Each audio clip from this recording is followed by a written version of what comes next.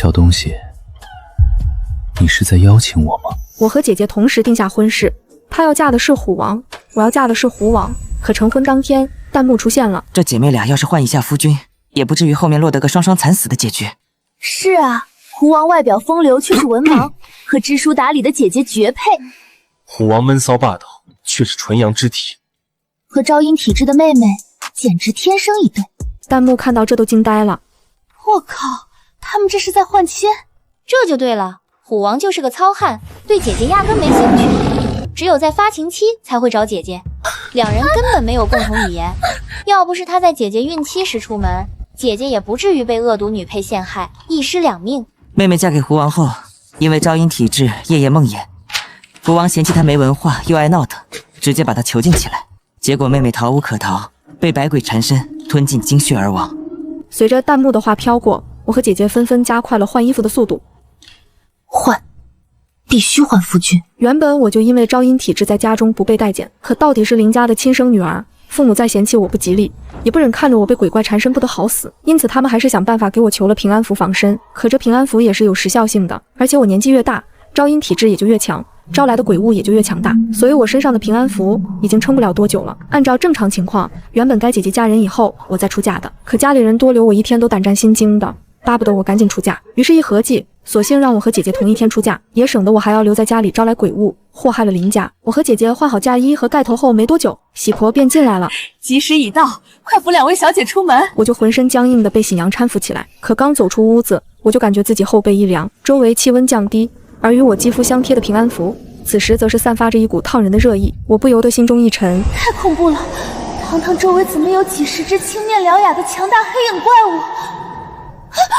红盖头下，我脸色惨白，因为鬼物只要吞下我的一滴血，都能大幅度进化。若是吞噬了我的灵魂，就可让进化为最强大的百鬼之王。弹幕也意识到问题，这些黑影一定是他妹妹和姐姐换亲了，怕她嫁给虎王以后，再也没有机会接近他了，索性趁现在拼一把。妹妹快跑，赶紧去找虎王贴贴啊！保证你贴一下管3天，亲一下管半个月。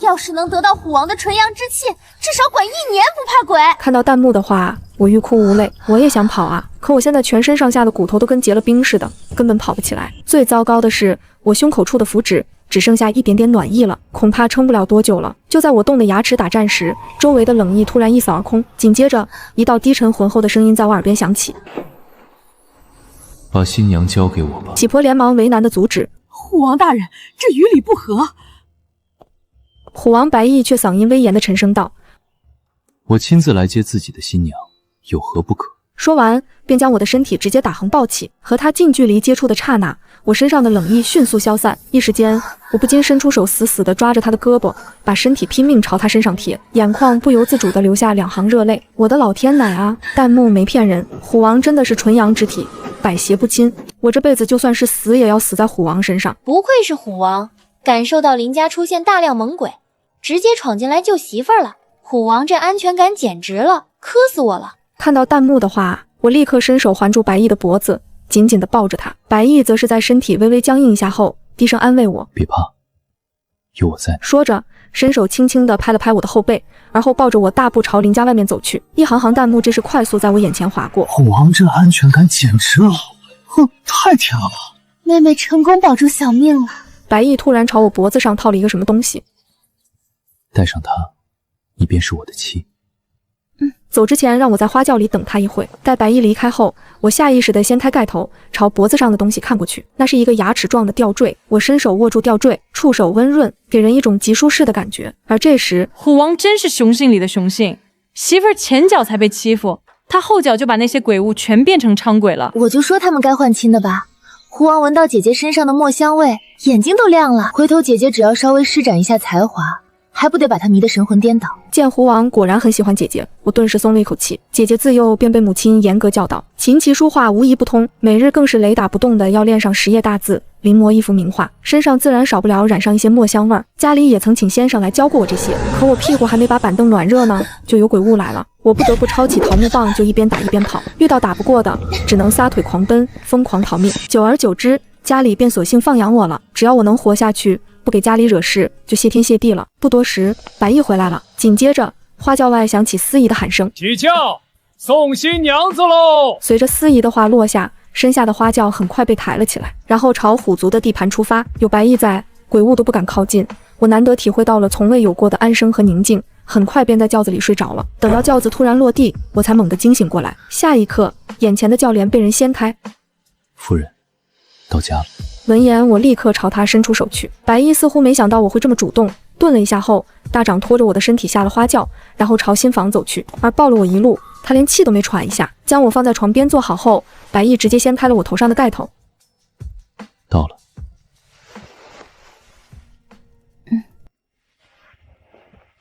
小东西，你说我该怎么疼你呢？我不禁惊愕地抬眸看向白翼，面前的虎兽人身量极高极强壮，生得颇为英俊，只是面容有些冷酷威严，看着就让人发怵。可一想到鬼都怕他，我顿时觉得他的模样无比亲切起来。特别是弹幕还告诉我，只要和他贴贴，身上留下他的气息，那些鬼物就再也不敢靠近我了。一时间，我不禁有些兴奋地看着他，却忘了因为先前激动地哭过，我脸上的妆早就花了。还不等我开口，白翼便伸手朝我脸上轻轻地擦拭过来。刚才吓哭了，放心，以后那些鬼东西不会再骚扰你了。我愣了一下，想到弹幕的话，不由得试探道：“你把他们怎么了？”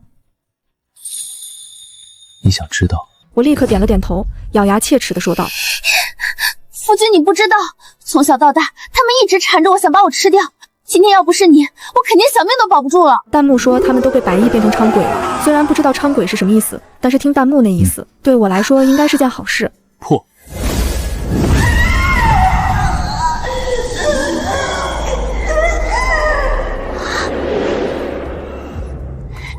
打得好！白翼见我一脸好奇，直接侧手冷眼看向地面，随即冷声喝道：“剩下的呢，都给我滚出来，给夫人磕头道歉。”随着白翼的话落下，之前缠着我的那些鬼物立刻一个个神色惊恐地跪在地上。乍然看到他们，我本能地朝白翼扑过去，一下跳到他怀里，死命地抱住他的脖子。“夫君，救命啊！”白翼立刻伸手环住我的腰肢，随后冷冷地看向地上的鬼物。鬼物们顿时一边疯狂磕头，一边道歉，仿佛我和白翼才是令人惧怕的恶鬼一般。“夫人，对不起，之前是我们吃了雄心豹子胆，想吞噬您，求您原谅我们吧。虎王饶命啊！以后我们再也不敢觊觎夫人了。”我看着这些鬼物们鹌鹑似的瑟瑟发抖的样子，震惊地看向白翼。“夫君，他们都被你收服了？”白翼随意地点了一下头。虎生来便是鬼物的克星，他们现在都成了我的傀儡。闻言，我顿时瞪大了眼睛。“所以你不但能克鬼，还能驱使他们？夫君，你好厉害啊！”白翼轻咳一声，总之有我在，以后你不必再惧怕任何鬼物。弹幕这时纷纷打趣白翼：“妹妹一句夸奖就把你吊成翘嘴了，看看你自己笑的那不值钱的样儿，是谁尾巴翘上天了我不说。”见状，我也忍不住翘起嘴角，然后一脸崇拜地看着白翼：“夫君，幸好我嫁给了你，要是没有你，我可怎么活啊？”白翼顿时耳根隐隐发红，眼神滚烫热切地看着我，被他璀璨幽深的眸子盯着，我突然有种心慌意乱之感，不敢再和他对视。可白翼却在这时扣着我的腰，朝床边走去。兽人大都体型高大，更别说白翼还是凶猛强壮的虎兽人，压迫感极强。所以当他的身体将我完全笼罩在身下时，我连呼吸都没法避开他。说不紧张那是假的，但一想到弹幕说的白翼的精元能让我至少1年不被鬼物近身，我看向白翼的时候，眼神就不自觉地带了一丝期待。白翼这时似乎轻笑了一声，朝我嘴里喂了一种朱红色的小果子：“乖，吃下这个，等会儿你就少受些罪。”我吃下那红色小果子后，原本还有些紧绷的身体很快就放松下来，身体也慢慢变得柔软起来，甚至越发渴望起白翼的气息，双手不由得死死抓住他的后背。白翼轻笑着吻上我的唇。第二天我醒来时已经是傍晚，只是还不等我起床，房门便被一脚踹开，紧接着一道有些嚣张跋扈的声音自门口传来：“那小贱人还未起床吗？这般被懒的女人，如何配得上一哥哥？”说着竟直接要冲入我的卧房，我的侍女拦都拦不住。弹幕这时立刻快速滚动起来：“恶毒女配风铃来了，妹妹小心啊！”风铃仗着自己幼年时施舍过白翼一块肉骨头，就以恩人自居，在白翼成为虎王后，把白翼身边的所有女人全部弄死了。白翼因为落得个客气的名声，才不得不去人族那边讨媳妇儿。见状，我顿时脸色一沉。原剧情里，姐姐就是被他拉下床，扒光衣服挨了10几个巴掌。对于恪守礼仪的姐姐来说，这样的屈辱怕是比杀了他还难受。房门被人推开，我当即一把扯出床单，迅速裹好身体，打了个结。昨夜白衣拉着我几乎一夜不停，我累到极致后直接睡下了，哪里有空穿衣服。一进门就眼神极恨地瞪着我，随即命人将我从床上拉下去，把这个贱人给我扒光了掌嘴。我冷笑一声，我是白衣明媒正娶的夫人，谁敢动我？风铃听了我的话，表情更妒忌了。你个贱人得意什么？信不信就算我杀了你，一哥哥也不会拿我怎么样。你们两个废物，还不快把他给我拉下来，我要划烂他的脸，看他还怎么勾引一哥哥。两个兽人侍女听了风铃的命令，立刻就朝我伸手抓了过来。我抓起床上的玉枕就朝他们砸了过去。这些年来，我一直和鬼物斗智斗勇，身手早就练出来了。我可不是什么娇滴滴的小姐，想拿捏我，做梦！你竟敢反抗，找死！说着，自己朝我扑了过来。我自然不会对他客气，玉枕一甩，对着风铃的额头就狠狠砸了下去。这些年我一直被鬼物欺负就算了，现在还能让自己被兽人随意拿捏。风铃和他的侍女根本没想到我竟敢直接对他下狠手，所以看到风铃额头流血的时候，屋内的人直接都傻了。我却是趁他们呆怔之际，一脚朝风铃的肚子踹了过去。等风铃倒地后，抱着玉枕就坐在他身上，疯狂地朝他头上砸下去。让你欺负我，让你骂我，你算什么东西也配教训我？想杀我，老娘先杀了你！姑奶奶，我打不中恶鬼，还打不中你个废物兽人吗？兽人比我身体高大强壮又怎么样？兔子急了还咬人呢，把我逼急了，谁来了都照打不误。就在我砸上了头的时候，我的手腕突然被一只强壮的胳膊紧紧地抓住，手中的玉枕直接落地，砸在了风铃的鼻梁上。糖糖，住手！再打下去他就要死了。听到白毅的声音，我这才重新抬起头来。我被人欺负了，他不帮我就算了，居然还拦着我报仇。我顿时感到无比的委屈，重重地甩开白毅的胳膊，恨恨地瞪着他。明明是他先来欺负我的，我告诉你白毅，今天有我没他，有他没我，你是敢选风铃，我连你一块揍。听到我的话，白毅面露隐忍疼惜，随即小心翼翼地将我抱起来。抱歉，是我来晚了，你放心，这件事我会给你一个交代的。我冷笑一声，直接从白毅怀里跳下去。好啊，我倒要看看你要怎么给我一个交代。你的地盘，你的新房，却可以随便让一个外人闯进来。今天要不是我反应快，我现在正被他们扒光身子按着打呢。我冷哼一声，死死盯着白毅，是媳妇重要还是这个仗势欺人的恩人重要？你自己选。现在请你们离开。我不是不知道，这个时候装可怜更能博取白毅的同情，可我不屑于这样做。这件事情白毅要是处理不好，就算他能帮我对付鬼物，我也不稀罕他了。被我一顿呛，白毅面露愧疚之色，随即立刻朝我道：糖糖，都是我不好，我向你保证没有下次了。我冷着脸没有搭理他，直接让本是姐姐的陪嫁丫鬟青罗去给我找衣服。青罗红着眼飞快的点头，白毅则是含着脸看向风铃的侍女，还不把风铃带走。白毅走之前还不忘命人给我送吃的。见状，我这才稍稍消气。弹幕则是在这时纷纷说道：虎王这次必须扣大分，来得太慢了，要不是妹妹身手好，他就得像姐姐一样被羞辱了。等虎王过来，黄花菜都凉了。妹妹干得漂亮，被欺负了就该狠狠地还回去。虎王这次表现太拉胯了，指望他来就还不如靠妹妹自己。别骂了，虎王也很冤枉啊，你们忘了他这会儿正和风家斗得你死我活吗？是啊，王宫的守卫是由白毅最信任的兄弟负责的，他哪知道从小和自己一起流浪的兽人兄弟早就背叛了他，站在风家那边了，不然王宫怎么会漏成了筛子，让风铃随随便便地闯进了新房。原剧情这里姐姐不堪受辱，瞒下了风铃过来欺侮她的事情，要不然白毅说不定还能早点察觉到自己被兄弟背叛了，也不至于在后面被最信任的兄弟背刺，差点丢了性命。还好妹妹从小就是个不服就干的性子，这次虎王应该对兄弟有所怀疑了吧。看到弹幕提到的内容，我不禁心中一沉，白毅会被最信任的兄弟背叛。就在这时，青罗拿着衣服过来了。二小姐，怎么嫁过来的是您啊？我自然不会告诉她我和姐姐换亲的事情，于是便道：我也不知道怎么回事，可能是上错花轿了吧。青罗听了松了一口气，一脸庆幸地抽着鼻涕道：还好是您嫁了过来，要是换了小姐，今日怕是只能认他们宰割了。我沉着脸点了点头。半夜，白毅一身寒气地回来了。糖糖，抱歉，今天让你受委屈了。白毅身边有叛徒，我自然不会这个时候还继续和他闹脾气。事情都处理好了。白毅神色小心翼翼地看着我，沉默片刻后才道：对不起，风铃的父亲前段时间晋级为圣兽了，所以我现在不能直接杀了他替你报仇。不过你放心，这件事情我不会就这么算了的，你再给我一段时间可以吗？看着白毅一脸自责的样子，我有些心疼。没关系，我今天也是气昏了头，才一定要你给我一个交代。随即提醒他，不过风铃能直接闯入我们的卧房，未免太过方便了。我怀疑宫里有内应帮他，不然他哪来的胆子敢闯进来羞辱我？白毅见我没再动怒，这才小心的伸手将我抱住，然后哑声道：我知道，我已经有怀疑的人选了。糖糖，这次都是多亏了你，让我看清了一些人的真面目，谢谢你。我伸手环抱住他粗壮结实的腰腹，那这次我们也算是因祸得福了。白毅笑了笑，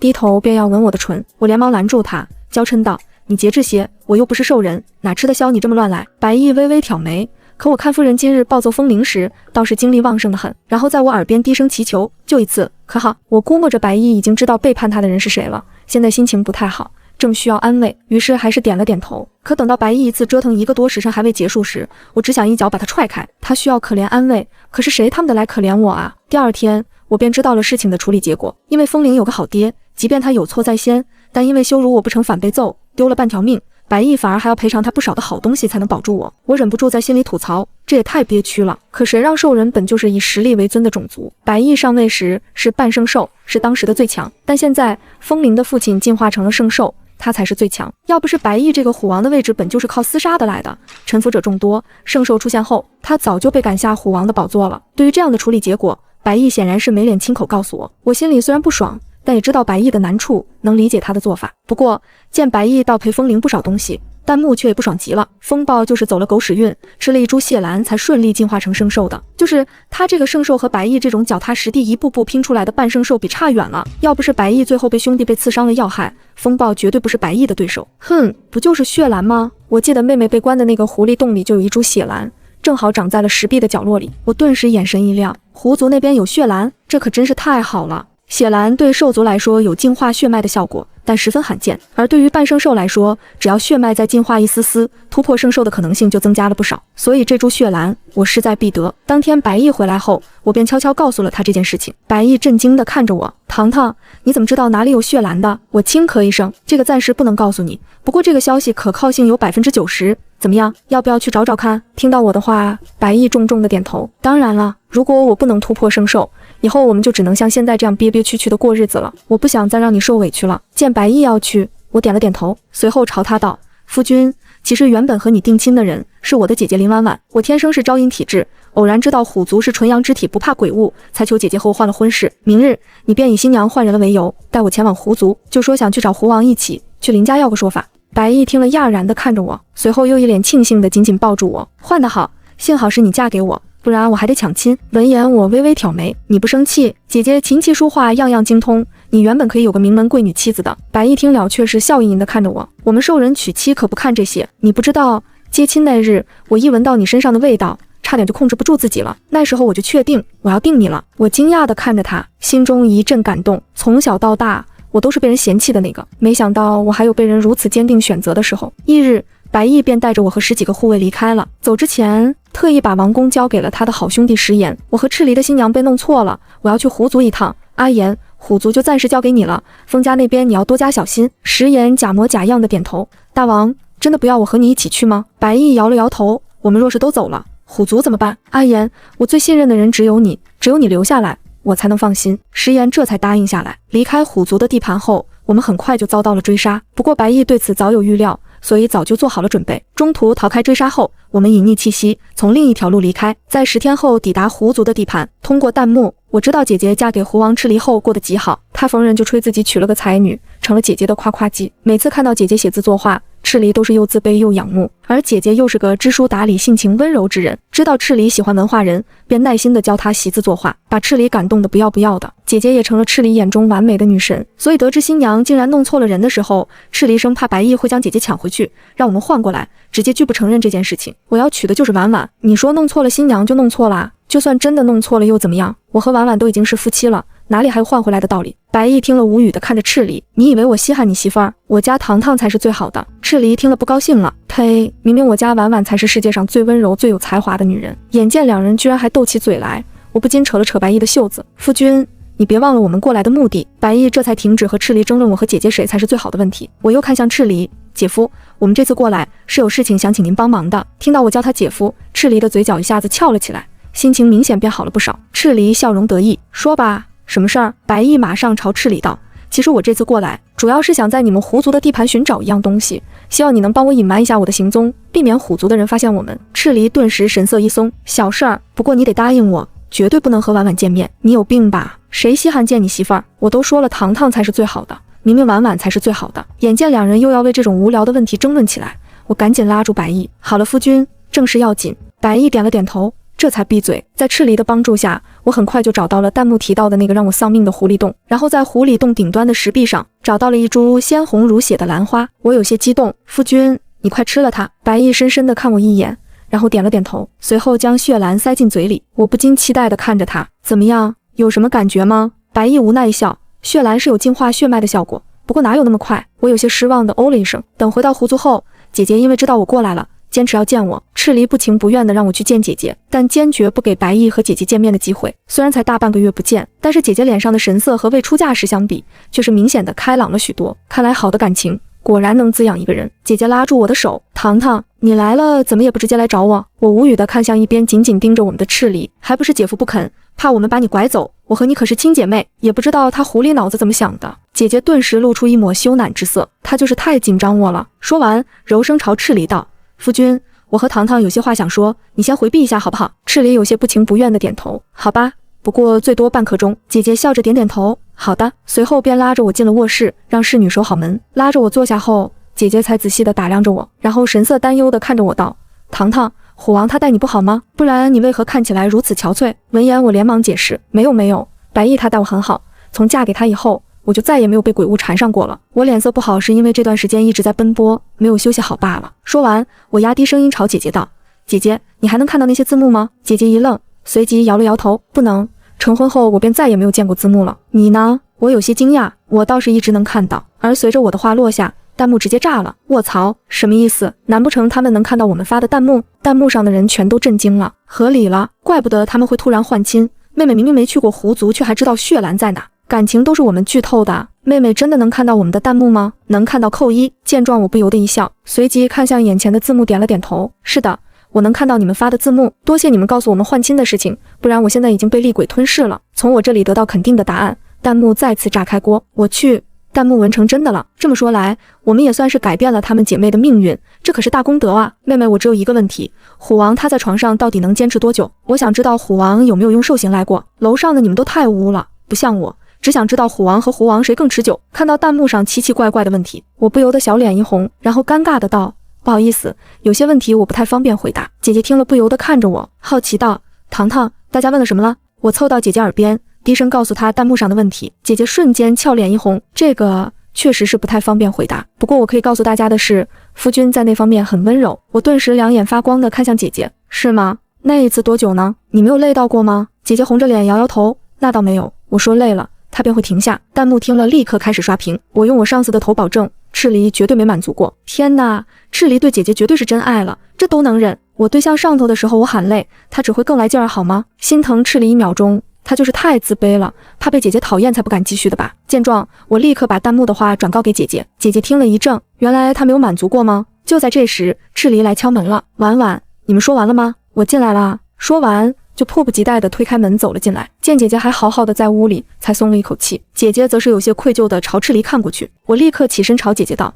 姐姐，那我就先去找白毅了，你和姐夫有话慢慢说。”然后赶紧脚底抹油溜出门了。但当我找到白毅的时候，他的情况却有些不对劲。此时白毅浑身滚烫，原本璀璨的金眸此时竟变成了血红色。看到我，他瞬间眼神一凛，下一瞬直接朝我扑了过来。我心头一颤：“夫君，你怎么了？”白毅的身体僵硬了一下，随即艰难地朝我道：“糖糖，我吃了血兰后进化了，发情期到了，帮帮我好不好？”闻言我顿时松了一口气，原来是发情期啊，当然可以，你是我的夫君，我帮你是应该的。说完，我下意识地看向弹幕，结果只看到满屏的哈哈哈，以及一句妹妹惨了，虎王发情时会变成兽形的。我顿时眼前一黑，什么？可此时后悔却已经晚了。3天后，白毅的发情期终于结束了，而我则是直接昏死了过去。等我再醒来的时候，却发现自己已经回到了虎族王宫。我有些懵逼。青罗这时走了进来：“二小姐，您可算醒了，您昏迷的时间，虎王大人就要把封家的人杀干净了。”我愣了一下，我昏迷了多久？青罗担忧地看着我：“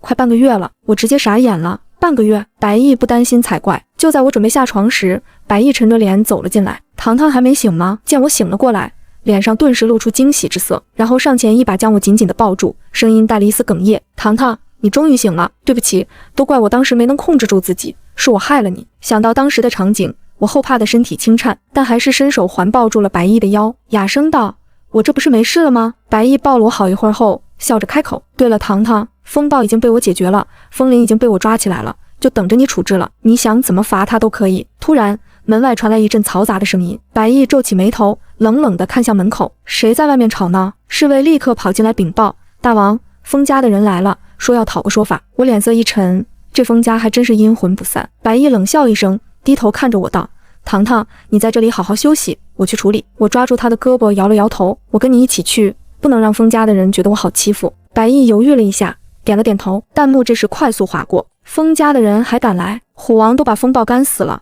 他们不怕吗？风林还有一个表哥叫风力，一直觊觎虎王的位置，这次估计是来闹事的。妹妹小心，风力比风暴还难缠，他是个阴险小人。看到弹幕，我不禁心中一紧。白毅牵着我走出寝殿，来到王宫的大殿。封家的人果然来了不少，为首的是一个年轻的男人，长得倒是英俊，但眼神阴鸷，看着就让人不舒服。看到我们出来，风力立刻上前一步，装模作样的抱拳行礼。虎王大人，我叔父一家虽然犯了错，但也不至于赶尽杀绝吧？风铃再怎么说也是您的恩人，您怎么能把他交给那些贱民处置？白毅冷冷地看着他。风铃天性残暴，害死了那么多兽人，交给他们的亲人处置，天经地义。你若是再敢为他求情，就和他一起受罚。风力脸色一变，但很快又堆起笑容。虎王大人，我不是来求情的，我是来和您谈合作的。风力语气恭敬，行了礼。虎王大人，我风家虽然没了圣兽，但还有不少高手，只要您愿意放过风铃，我们愿意效忠于您。我冷笑一声，看着风力，风铃的命可没有这么值钱，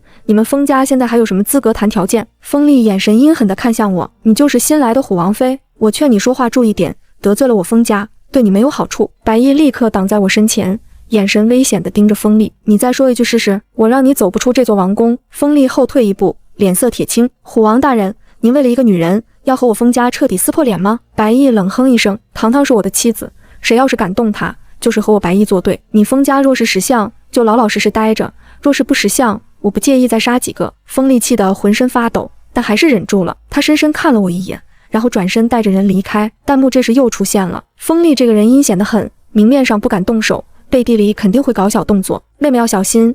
原剧情里风力就是下毒害死了虎王的一个手下，才找到机会偷袭的。看到弹幕，我心中一紧，立刻抓住白毅的手，夫君，你要小心风力用毒，他这个人阴险，明的不行肯定会来暗的。白毅愣了一下，你怎么知道他会用毒？我轻咳一声，这个你还是别问了，总之你要相信我，让人仔细检查每一份食物和水。白毅深深看了我一眼，然后点了点头，好，我相信你。接下来的几天，白毅果然加强了戒备，王宫里所有的食物和水都要经过严格检查才能送到我们面前。而我也通过弹幕知道了风力的更多阴谋。风力收买了王宫里的一个厨子，准备在虎王的饭菜里下毒。那个厨子叫李二，是负责给虎王做夜宵的，妹妹要小心。看到这些消息，我立刻告诉了白毅。白毅脸色阴沉，连夜让人前去调查。第二天一早，白毅就把他们抓了起来，严刑拷问。李二很快就招了，说是风力给了他一大笔钱，让他给白毅下毒。白毅大怒，立刻派人去抓风力。可风力提前得到了消息，已经逃出了虎族的地盘。白毅气得一拳砸碎了桌子。这个风力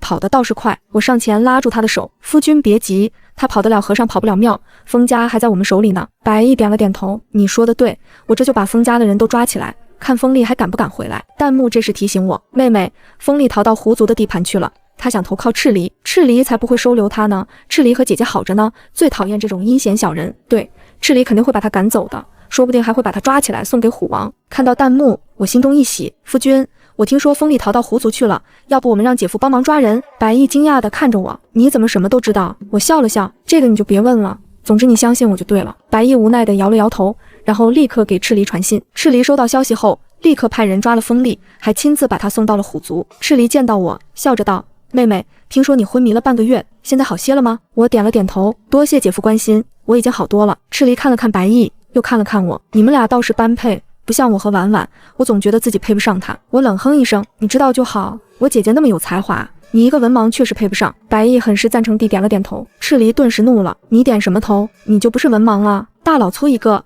有脸嘲笑我？白毅冷笑一声，本王身体健硕，威风凛凛，笑你怎么了？我忍不住笑出声来。好了好了，你们两个别吵了，姐夫姐姐最近怎么样？赤离立刻露出温柔的笑容，婉婉很好，她最近在教我画画，虽然我画的不好，但她从来不嫌弃我。我看着赤离幸福的样子，也为姐姐感到高兴。白毅这时让人把风力压了下去，准备第二天公开处决。当天晚上，白毅抱着我躺在床上，糖糖，这次多亏了你，不然我可能真的会被风力害死。我伸手摸了摸他的脸，你是我的夫君，我当然要帮你。白毅低头吻了吻我的额头，糖糖，你知道吗？我有时候真觉得自己在做梦，能娶到你是我最大的幸运。我笑了笑，我也是，能嫁给你是我最大的幸运。弹幕这时又开始刷屏，好甜啊，磕死我了！虎王和妹妹一定要一直幸福下去啊！我靠在白毅胸口，幸福的蹭了蹭。下一瞬，他的气息加重，身体开始变化，衣服碎裂，一头巨大的白虎出现在我面前。白虎的身形比普通老虎大了好几倍，通体雪白，金色的眼睛在黑暗中闪闪发光。我惊讶地瞪大了眼睛，又是发情期。白虎慢慢走到我面前，用头蹭了蹭我的手，变成兽形，方便你靠着睡觉。我伸手摸了摸它的毛，触感柔软顺滑。夫君，你真的好帅啊！白虎低吼一声，然后将我揽在怀里。夫人要是不想睡，那也可以做些别的。我红着脸亲了亲白虎的额头。夜风吹动床纱，遮住了我和白毅的身影。第二天，白毅公开处决了风力和风家的几个主要人物，风铃也被交给了那些受害者的亲人。他们用最残忍的方式结束了他的生命，把他扔进森林，被野兽啃咬致死。弹幕上全是叫好的声音，死得好，恶有恶报。风铃害死了那么多人，终于得到报应了。妹妹和虎王总算可以安安心心过日子了。处理完风家的事情后，白毅带着我去狐族看望姐姐。姐姐见到我，高兴的眼眶都红了。糖糖，你终于来了，我好想你。我抱住姐姐，姐姐，我也想你。赤离在一旁看着我们，眼神温柔。婉婉，你看妹妹的气色多好，看来虎王对她不错。那当然，我家糖糖是最好的，我当然要好好疼她。婉婉才是最好的，妹妹排第二。我无奈地笑了笑。好了好了，你们两个都别争了，我和姐姐都很好，行了吧？姐姐笑着点头。是啊，我们都很好，这就够了。白毅和赤离对视一眼，这才不再争吵。我们在狐族待了3天，白毅每天都和赤离斗嘴，我和姐姐则是聊天谈心。姐姐告诉我，赤离对她很好，虽然有时候笨笨的，但很温柔。我也告诉姐姐，白毅虽然有时候很霸道，但很护着我。姐姐拉着我的手，认真地看着我。糖糖，我们都要幸福。弹幕这时再次出现，看到她们姐妹都幸福了，我也好开心啊，这才是最好的结局，恶人得到惩罚，好人得到幸福。我抬头看着弹幕，用口型说道，谢谢你们。白毅走过来抱住我。糖糖，你在看什么？我笑了笑，看我帅气俊美的亲亲夫君啊。白毅低头吻了吻我的额头，我靠在他怀里，心中充满了温暖。姐姐和赤离站在不远处，相视而笑，阳光洒在我们身上，一切都那么美好。回到虎族后，白毅开始专心处理族中的事务。风家倒台后，留下了不少烂摊子，需要白毅一一解决。我也没有闲着，每天跟着青罗学习打理王宫的事务。虽然我小时候经常被鬼物纠缠，留下了心理阴影，可却真的不再做噩梦了。因为白毅说过，他会一直保护我，而且他身上的纯阳之气足以震慑任何鬼物。有一天晚上，我突然从噩梦中惊醒，白毅立刻抱住我。糖糖，怎么了？我喘着粗气。我梦到那些鬼物了，他们又来找我了。白毅皱起眉头，伸手摸了摸我的额头。别怕，有我在，他们不敢靠近你。白毅突然起身，变成兽形，用巨大的身体把我围在中间，这样你就不怕了。我在你身边守着。我伸手抱住白虎的脖子，感受着他身上的温暖。夫君，谢谢你。白虎低吼一声，用舌头舔了舔我的掌心。我闭上眼睛，很快就睡着了。这一夜，我睡得很安稳，再也没有做噩梦。第二天醒来，白毅已经变回了人形，正抱着我。昨晚睡得好吗？我点了点头，很好，有你在身边，我什么都不怕。白毅笑了笑，将我耳边的头发拨到耳后。那就好，以后你要是再做噩梦，我就变成兽形陪你。我笑着亲了亲他的脸，日子就这样平静地过着。我和白毅的感情也越来越好。姐姐偶尔会来看我，或者我去狐族看她。每次见面，我们都会聊很久，分享彼此的生活。姐姐告诉我，赤离现在已经会写300多个字了，还能画出简单的画。我告诉姐姐，白毅学会了做饭，虽然味道一般，但很用心。姐姐笑着道，糖糖，我们真的很幸运，能遇到这么好的人。我点了点头，是啊，要是没有那些弹幕，我们可能早就死了。姐姐握住我的手，是啊，幸亏有他们，我们一定要好好活着，不辜负他们的帮助。我用力点了点头。白毅和赤离站在不远处，看着我们聊天。赤离小声对白毅道，你说他们姐妹俩在聊什么？白毅瞥了他一眼，淡淡道，不管聊什么，都跟你没关系。赤离顿时炸毛，怎么就没关系了？婉婉是我夫人，她的事就是我的事。白毅抱着胳膊，一脸看好戏的表情。那你倒是过去问啊。赤离张了张嘴，到底没敢动。刚才他想凑过去偷听，被姐姐一个眼神瞪了回来，到现在还有些心虚。赤离不服气地反问，你呢？你怎么不去问你那位？白毅微微勾起唇角，因为我相信他，他想告诉我自然会告诉我，不想说我也不强求。赤离眯起眼睛，你这叫什么？以退为进，心机深沉。白毅纠正道，这叫尊重。这边2位大王互相斗嘴，我和姐姐倒是难得清静，就是弹幕还在一直更新。妹妹，虎王受刑的时候毛好不好撸？妹妹快告诉我，虎王发情期到底几天？上次你昏了半个月，我好担心。我想知道赤离真实实力到底怎么样。我看着这些熟悉的文字，忍不住笑出了声。姐姐见我笑得前仰后合，好奇道，他们又说什么了？我把弹幕内容念给姐姐听。姐姐听完脸颊微红，但还是认真道，其实我夫君他很厉害的。我立刻转头看向不远处的赤离，他满脸好奇地偷瞄姐姐，弹幕这时刷得更欢了。姐妹们，我磕到了，这2对都好甜啊！虎王霸道宠妻，赤离温柔宠妻，各有各的好。我看着这些温暖的文字，眼眶忽然有些发热。姐姐握住我的手，轻声道：“怎么了？”我摇摇头，笑道：“没什么，是开心哭的。能遇到对的人，能平安喜乐地过日子，能被人惦记着、祝福着，真的很好。”远处，白毅朝我走来，伸出宽厚的手掌。夫人，该回去了。我站起身，把手放进他的掌心。赤离轻轻咳了一声，牵起姐姐的手：“婉婉，我们也回去吧。我新学了一首诗，想念给你听。”姐姐温柔地点头。我们并肩往回走，身后的夕阳把影子拉得很长很长。弹幕渐渐稀疏，只剩下最后几行：“再见了，妹妹，姐姐要一直幸福下去啊！我会记得这个故事的。希望平行世界里的你们永远平安喜乐。”我在心里默默道了声谢谢，然后握紧了白毅的手。白毅低头看我，眸子里映着晚霞的光。在想什么？我笑了笑，在想晚上吃什么。白毅挑眉，眼里划过坏笑。好，吃人形的还是兽形的？我红着脸捶了他一下，没正经，